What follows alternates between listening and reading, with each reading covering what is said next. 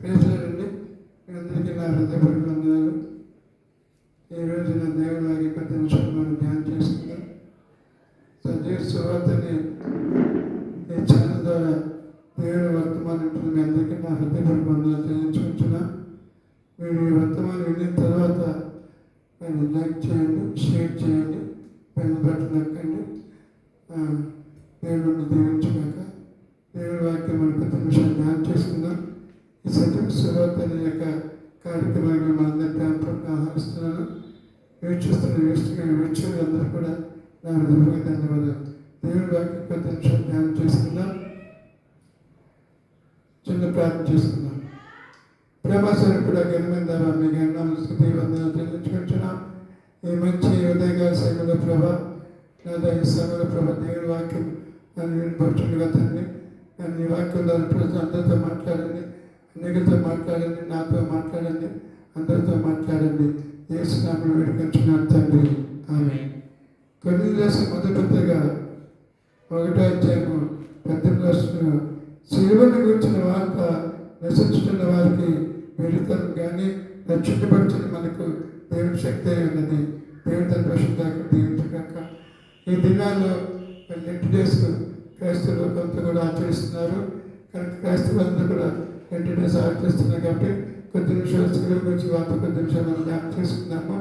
యేసుక్రీస్తు వారు ఈ లోకానికి వచ్చి మానవ రక్షణతో పాప క్షమాపణార్థము ఈ లోకం వచ్చి రక్తం చిందించి చనిపోయి సమాధి చేయబడి తిరిగి లేచాడు.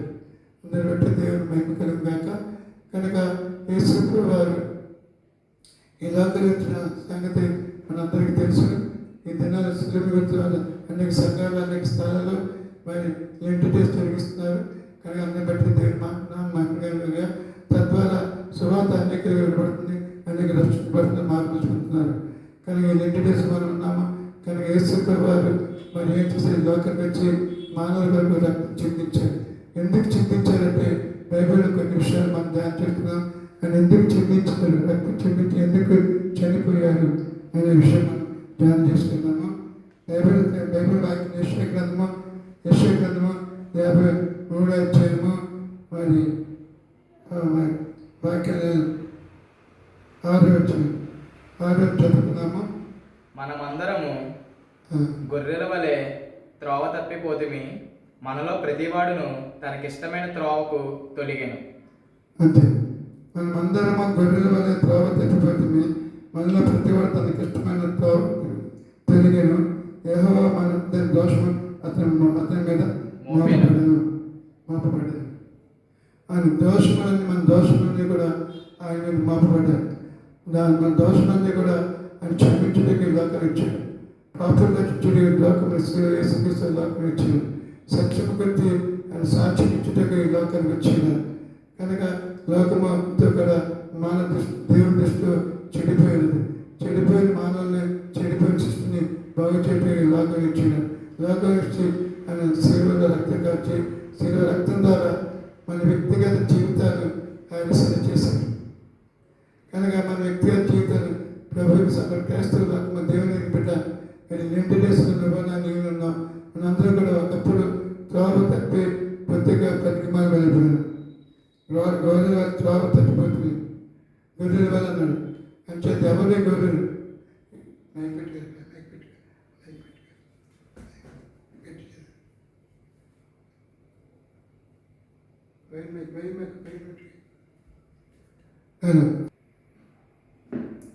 కనుక గమనించండి. గొర్రెల వల్ల త్రోవ తప్పిపోయింది. గొర్రెలు ఎవరిగా యేసుకేలు గ్రంథము 34వ అధ్యాయము 31వ వచనం. నా గొర్రెలను నేను మేపుచున్న గొర్రెలకు మీరు మనుషులు, నేను మీ దేవుడును. ఇదే ప్రభువైన యెహోవా వాక్కు. అది గొర్రెలనిగా మనమే, గొర్రెలనిగా మనమే. కనుక గొర్రె త్రోవ మనుషులు త్రోవ తప్పిపోతున్నాడు, మన బుద్ధిగా త్రోవ తప్పిపోతున్నాడు.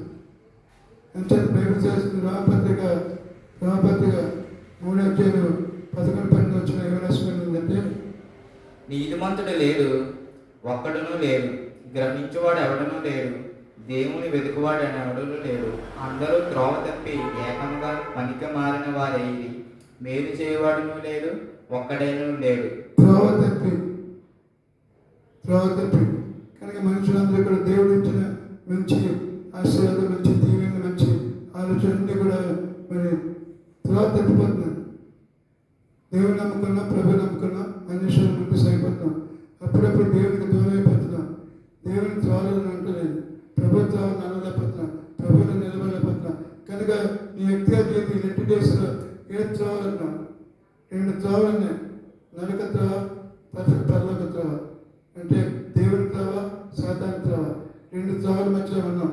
కానీ దినదినం మనము ప్రభు నమ్ముకున్నాం, ప్రభు సాగుతున్నాం. కానీ దేవుని త్రోవలో ఉన్నాం. క్రైస్తవులకు మనం దేవుని త్రోవలో ఉన్నాం. కానీ వ్యక్తిగత జీవితంలో అప్పుడప్పుడు త్రోవ తెలియకపోతున్నాం, త్రోవలో నుంచి బయటపోతున్నాం. కానీ ఆ కష్టాలు చూడే, బాధ నుంచి, సమస్యలు చూడు, పాపం ఎదురైనప్పుడు అనేక విషయాలు త్రోవలు తప్పిపోయి దేవునికి దూరం అయిపోతున్నాం. త్రోవలు తప్పిపోయి దేవుడికి దూరం అయిపోతున్నాం. అలాగే ఇక తప్పిపోయిన కుమారుడు తండ్రి దగ్గర నుంచి వెళ్ళిపోయాడు బయటికి. దేవుడు ఉన్నప్పుడు మంచిగా ఉండేవాడు, యథార్థంగా. కానీ బయటికి వెళ్ళిపోయి ఆ కుమారుడు, చిన్న కుమారుడు తన డబ్బంతా కూడా వేయం చేసేసి తన ఇష్టాంతా తిరిగి అనేక త్రోవలు తిరిగి లోక త్రోవలు తిరిగి డబ్బంతా వేయం చేసుకుని, ఆరోగ్యం పాటు చేసుకుని, నెమ్మదిగా శాంతి దాకా బాధపడుతున్నాను. అయ్యో, నా తండ్రి గారి ఇంట్లో అనేక వ్యక్తుల భోజనం ఉంది, నేను ఇక్కడ అన్నాలు అల్లాడుతున్నాను, బాధపడుతున్నాను. తండ్రి జ్ఞాపకం వచ్చింది, మనం తిరిగి తండ్రి ఎందుకు వచ్చాను. కనుక నువ్వు అనేక పరిస్థితుల్లో ఒకవేళ డబ్బుంటే, బలం ఉంటే, సొంతే నువ్వు దేవుడికి దూరం అయిపోతున్నామో, దేవుడికి త్రోవలో వచ్చి దూరం అయిపోతున్నామో. నీ వ్యక్తిగత జీవితంలో దేవుని త్రోవలో తెలియకపోతుంది. తమ్ముడు, అక్క, చెల్లి, నేను 2 డేస్లో అని చెప్తే బైబిల్ శాస్త్రిని బైబిల్ ఏం చెప్తుందని ఆయన తృణీకరించబడిన వాడే మనుషుల వల్ల విసర్జించబడే విశ్వాసంగా మనకు కనిపించింది. ఆయన తృణీకరించబడిన వాడుగా అది ఎన్నిక చేసింది. 53:53 ఏమని రాస్తుందంటే, అతను తృణీకరించబడిన వాడు కనుక మనం అతను ఎన్నిక చేయకపోతుంది. చాలామంది యేసు ప్రభుని ఎన్నిక తృణీకరించబడిన చూశారు, కానీ మరి ఆయన ఉండలేకపోతున్నాను. నువ్వు దేవుడు తృణీకరించద్దు. కష్టం వచ్చినా, బాధ వచ్చిన, సమస్యలు, రోగం వచ్చినా ఎందుకు వచ్చింది దేవుడు అనుకోకూడదు. ఏ పరిస్థితి దేవుడు తృణీకరించకుండా దేవుడు నిలబడి తప్పగా నీ మార్గాలు దేవుడు సహాయం చేస్తాడు. నీకు రక్తం కాల్చాడు. ఏం చేతండి, గొర్రెలకు మంచి కాపరి తన గొర్రెల కనుక ప్రాణము పెట్టినది. యేసుక్రీస్తు వారు ప్రాణం పెట్టారు. ఈ శిలువ జాన కోరికల్లో ఈ శిలువ గురించి నేను వింటున్నాం, శిలువ సన్నిధి గురించి వింటున్నాం, శిలువ క్షేమం గురించి వింటున్నాం, శిలువలో ఆశీర్వాదం గురించి వింటున్నాం. అంటే శిలువ ఎత్తుకు వస్తావా అంటే బైబిల్ ఉంది, ఎవరైనా వెంబడించుకోని కదా తను ఉపయోగించుకుని తన శిలువని ఎత్తుకుని నన్ను వెంబడించాలి. శ్రమ వచ్చిందా, శిలువగా శ్రమ వచ్చిందా, కష్టం వచ్చిందా, బాధ వచ్చిందా, అవన్నీ కూడా ఎన్నతరమే కాదు. దూరదేశంలో దేవుని ఆకుంటుండొచ్చు, ఇండియాలో దేవుని ఆకుంటుండొచ్చు, పట్టణంలో ప్రజలను ఎక్కడో దేవుని ఆకుంటుండొచ్చు.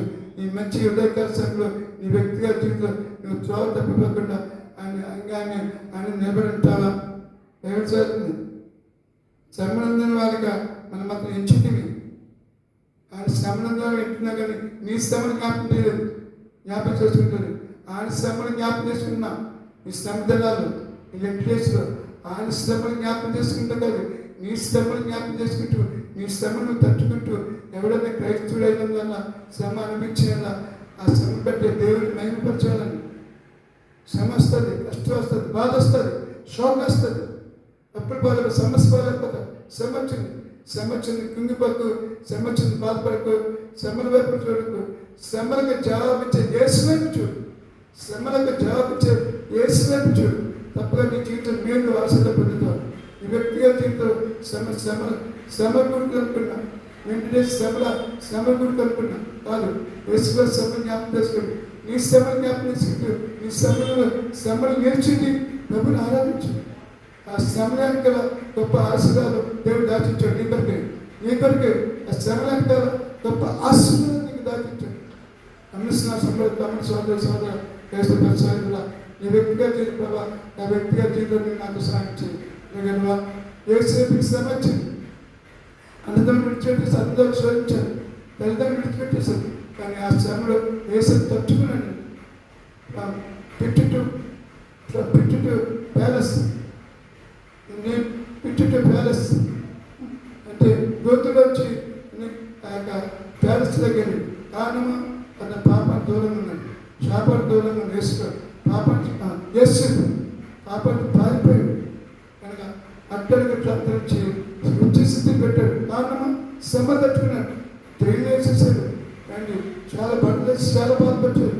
కానీ ఆయన ఏంటంటే సంఖ్యలు అతన్ని బాధపడి ఇన్నప సంఖ్యలు అతన్ని బాధించను అని బైబిల్. సంఖ్యలు చాలా బాధపడ్డాడు. ఆఖరికి అతని ఎవరైతే తుణీకరించాడో, ఎవరైతే వేధించాడో వాళ్ళ అన్నదమ్ములు తల్లిదండ్రులు కూడా తిరిగి అతని కాళ్ళ దగ్గర వచ్చాను.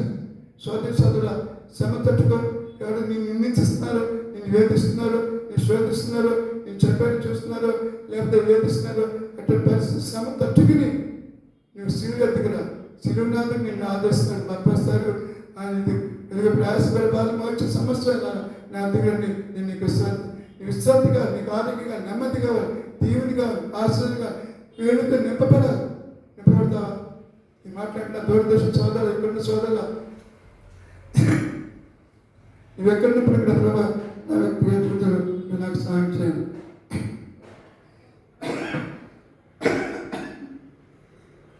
కనుక ఆయన మన భారం భరించాడు, ఆయన మన భారమును భరించాడు కదా. ఆయన అన్ని భారం భరించేవాడు, అన్ని మన భారం మోయవాడు, భారం నీ భారం యెహోవా రూపము అని నీకు సహాయం చేయి. నీ భారం దేవుడి మీదే. ఎందుకు చింతిస్తావు, ఎందుకు బాధపడతావు?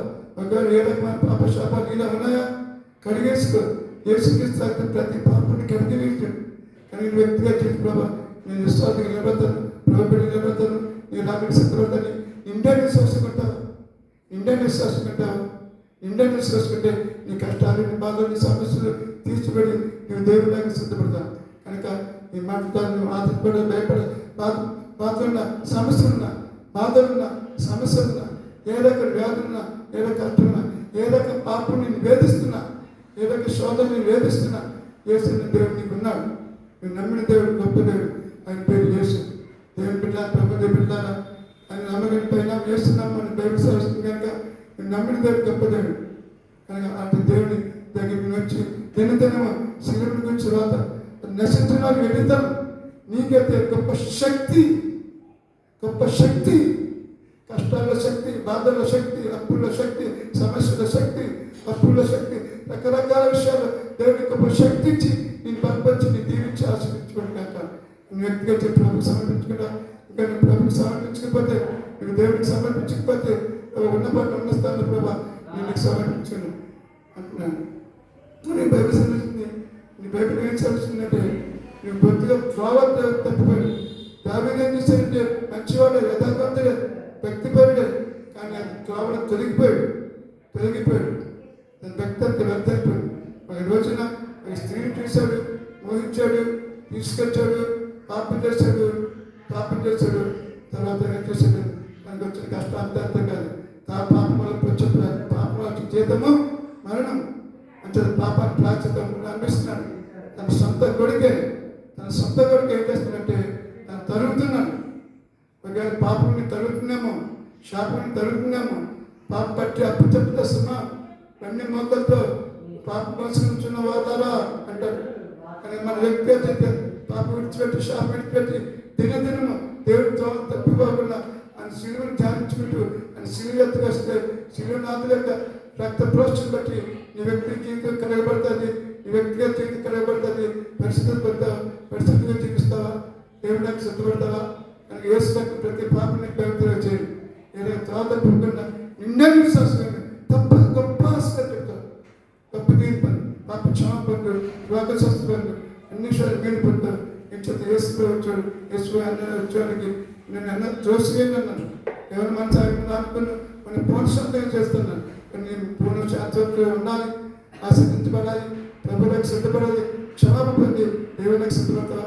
ఈ పెద్ద మంచి దేవుడు దీవించగలుగుతా. ఆమె చిన్న ప్రార్థన చేస్తున్నాను. ప్రేమ సరిపడా ఘనమైన నీకు ఉన్నారా? ఈ గొడ్డి మాటలు విన్న బిడ్డలు ఎక్కడ ఉన్నప్పుడు కూడా మరి వ్యక్తిగత జీవితం మీరు ఆశలు దయచేది.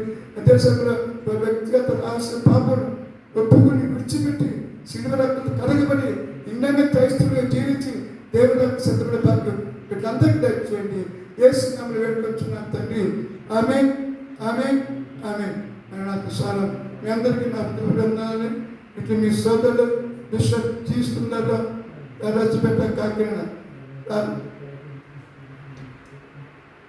సజీవ సువార్త అనే ఈ కార్యక్రమం మీరు వీక్షించుకున్నారు కనుక దయచేసి గమనించండి. మరి లైక్ చేయండి, సబ్స్క్రైబ్ చేయండి, బెల్ బటన్ నొక్కండి. లైక్ చేయండి, షేర్ చేయండి, బెల్ బటన్ నొక్కండి. ఇంకా మీకు అనేక వీడియోలు పంపించండి. దేవుడు మిమ్మల్ని కుటుంబాన్ని ఆశీర్వదించుగాక. ఆమేన్.